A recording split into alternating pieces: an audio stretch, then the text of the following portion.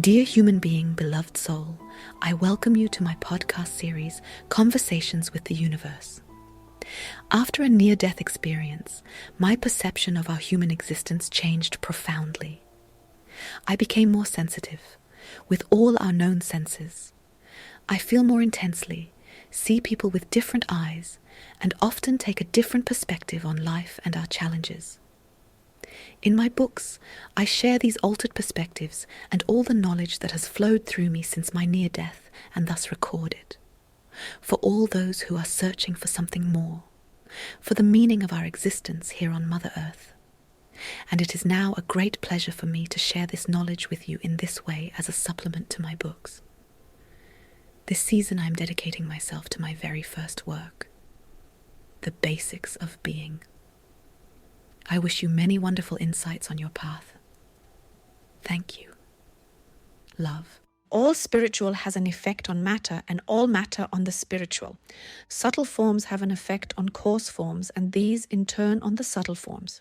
And so you will encounter the same processes over and over again. Macrocosm and microcosm are only expressions of one and the same, of the whole. One of the tasks of this work is to broaden your perspective and at the same time to focus it. You will recognize that everything is energy and that through the changeability of your perceptions, one and the same thing only shows itself differently. You will always perceive different things if you only change the tools. And since consciousness plays the main role in all this, one of my most important concerns here is to change your consciousness. Everything else follows this principle because the whole universe consists of energy with a consciousness. But we will come to that later. Everything is energy. Nature is energy. Thoughts are energy. Impulses are energy. The whole cosmos, everything you know and everything you don't yet know, are forms of energy. To be more precise, all matter is a variable concentration of energy in different zones. But it is always energy. It is irrelevant here whether we want to call the energy in the form of atoms, electrons, strings, neutrinos, or other particles.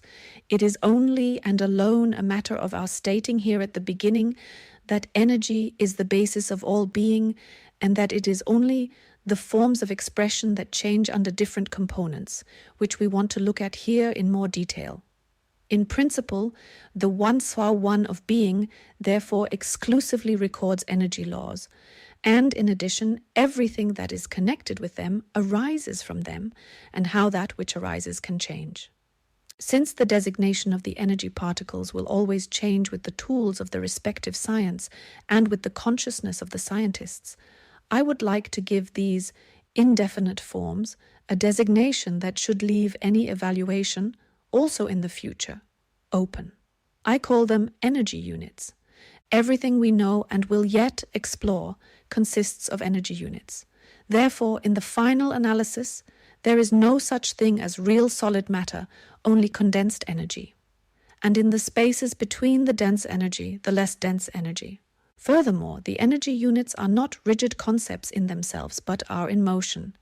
The direction of this movement always follows one and the same principle. They move outwards and then back again.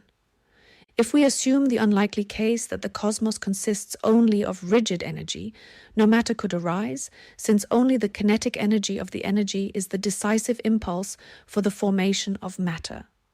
This law forms the basis for all forms of being. During the spiral movement, one and the same energy creates different forms of matter in different zones.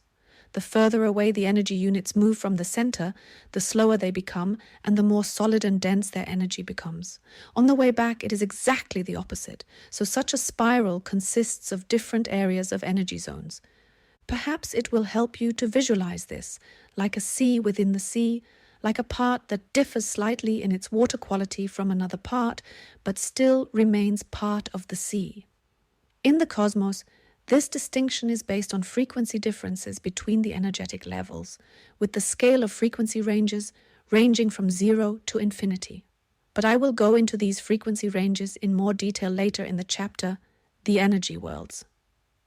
The wheel of being stands for this law. It is the power behind the forces, and you can find it in the big as well as in the small, in the microcosm as well as in the macrocosm, again and again, everywhere, above as well as below, in front as well as behind, inside as well as outside. Whether in dense form or in a subtle form, all cosmic principles, including this one, permeate all layers of matter. The wheel of being represents the two directions, the clockwise decelerating movement and the counterclockwise accelerating movement. The wheel of being summarizes that the movements always lead back to the origin of all energies. And it shows the different speeds as well as the principle of balance, also a universal law of existence. In addition, it contains the point of return, the unconsciousness that must give the impulse to return home, as well as the impulse to travel into form with ego consciousness. But where does this impulse come from? What is it? And what does it do in the course of existence? In order to explain all these concepts and to answer all the fundamental questions of existence, we will now devote the next chapters to the center, the energy zones, and the question of perception, because our consciousness is always crucial in all this. The human filter can travel to and experience these energy zones in different ways. How this happens, what it depends on, and what the goal of all this is, will now become clear in the following chapters. I use the term cosmos to describe all worlds, that is, the subtle and the coarse material realms together.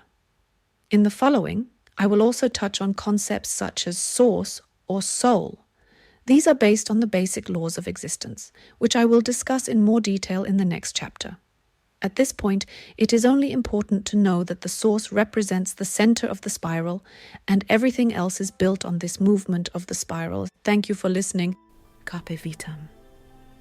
Seize your life. Thank you for listening. Love.